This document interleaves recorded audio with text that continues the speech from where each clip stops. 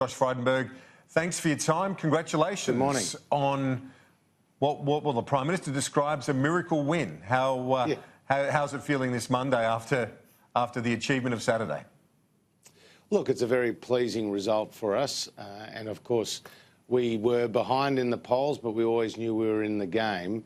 It looks like we have lost a couple of colleagues, and I'm talking about Chris Cruther in Victoria and Dunkley and maybe others. And so my thoughts are with them. At the same time, there's a lot of new people who'll be coming into the parliament that will really add to the strength of our team, which is also very exciting. So we're waiting for a few seats still to be determined and a few more postal votes to be counted, but it's obviously a very pleasing result. Treasurer, why did you have an 8% swing against you in your seat of Kooyong, do you think? Well, it was a very unusual contest, Laura, in Kooyong this time. It was basically a four-cornered contest. Not only did I face the traditional rival of the Labor Party, but also a very well-resourced and high-profile Greens campaign, as well as an independent who was claiming to be a Liberal and trying to take the votes off me as the Liberal Party's candidate. And Victoria has been a difficult place for the Liberal Party in terms of recent elections, and I'm talking particularly about what happened at the state election. And so I think all those factors were at play, but I've been very heartened by the result and the fact that I've been re-elected by the people of Kooyong in a tight contest. I will want to ask you about the aspirational voter that really I think the Prime Minister and yourself, targeted it very effectively at the weekend. But just to pick up on Laura's question, do you accept that while in certain parts of the country the climate change issue is not one which is that fierce, in others it is, like your area, like in Warringah, sure, like in the seat of Indi as well? It remains an issue that the government has to take seriously, doesn't it?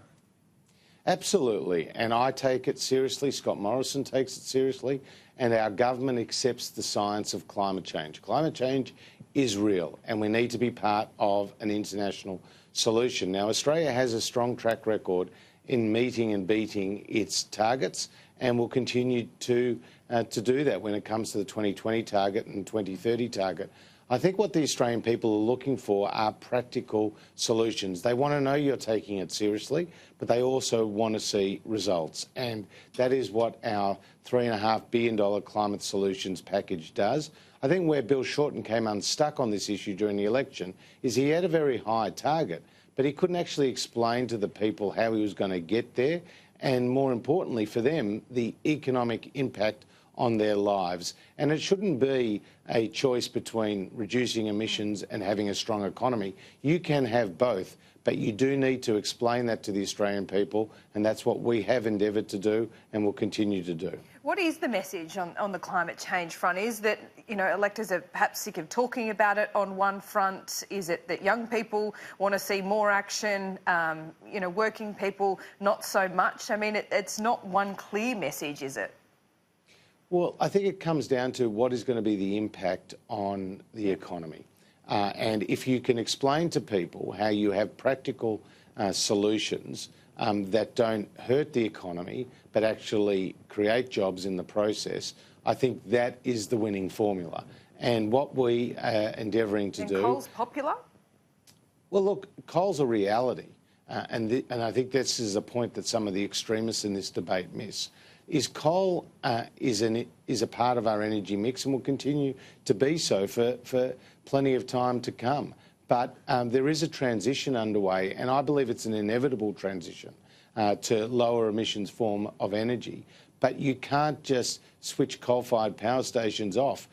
We'd lose the lights on the east coast of Australia. What you need to do is smooth out that transition, and that's why Snowy 2.0 is really important. Do you feel that that the Morrison government and you as Treasurer have inherited the legacy of the Howard battlers with your message to people about, you have a go, you get a go, that sort of message to the aspirational voter? Well, clearly that is a message that Scott Morrison made clear through the campaign when he was talking about quiet Australians. And these people, Kieran and Laura, go about their business. They want to raise a family. They want to run a business. They want to save for their retirement. They want to own a home. And they don't necessarily join every demonstration in the major cities on the issues of the day. And they don't hang out on Twitter and participate in what can sometimes be an acrimonious debate. They just get on with their jobs, and they want better livelihoods for their families. And I think that was the message that Scott Morrison, myself and our whole team were communicating, that we had the policies to do so and that you couldn't risk the Labor Party with their high taxing, high spending agenda, particularly at this time where the economy is facing strong economic headwinds, both domestically and internationally. Besides tax cuts, what do you have a mandate for, and will you be going beyond that mandate before the next term? Any new policies will you take to the next election? Well, the next election, I mean, that's 3 years away, Laura. Let's not get ahead of ourselves on that one. What we made clear in the budget was that it was an economic plan, not just for the next year, but actually for the next decade. And that included responsible economic management so that we could pay down Labor's debt. And that was the job creation strategy around that.